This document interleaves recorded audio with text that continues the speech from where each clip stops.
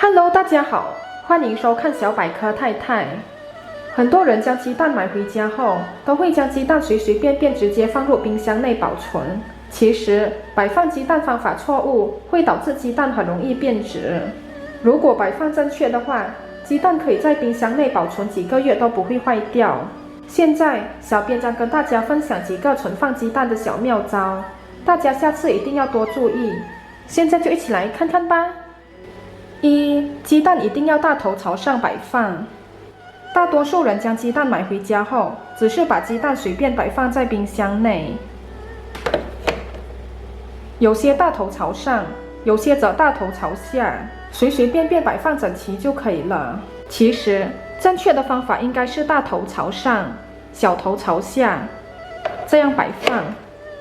其实，鸡蛋也会呼吸，蛋壳大头的部分有一些圆形的小孔，这是空气进出的地方，称为气室。所以如果把大头部分朝下放，呼吸作用就会变差，新鲜度降低，导致鸡蛋容易变质。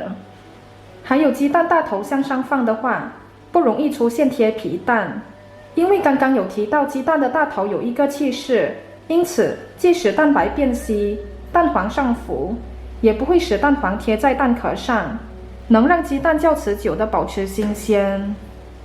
二、鸡蛋不要横着放。刚产的鸡蛋，它的蛋白浓稠，能有效地将蛋黄固定在蛋白中央。不过，随着时间的延长和外界温度的上升，在蛋白酶的作用下，蛋白所含的粘液素逐渐脱水，导致蛋白变稀，失去固定蛋黄的作用。由于蛋黄比重轻于蛋白，鸡蛋横着放，蛋黄就会上浮，贴在蛋壳上，变成粘壳蛋，这样很容易使得鸡蛋坏掉。所以鸡蛋千万不要横着放。三、不要清洗后保存。鸡蛋买回家后，会发现鸡蛋壳上有一些脏东西。有些人认为蛋壳上有鸡屎等不干净的残留物，直接放入冰箱非常不卫生，所以先将鸡蛋清洗干净后才放入冰箱。这个方法其实是错误的，因为鸡蛋外壳上有一层薄膜，这种薄膜就像是鸡蛋的安全小背心，它允许水与氧气进入鸡蛋，而将细菌排斥在外。若是用水将这层薄膜清洗掉，会增加细菌从蛋壳表面缝隙进入的几率，导致细菌容易入侵鸡蛋内部。因此，建议大家等到要食用鸡蛋时，才将蛋壳洗干净。如果没有要当天食用的话，最好不要先清洗后保存。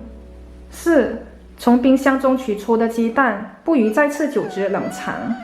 鸡蛋从冰箱取出后，在室温下会发汗，小水滴中的细菌和微生物会很快透过蛋壳深入蛋液内层，所以这种鸡蛋已经不能久存了，最好当天就用来烹饪后食用。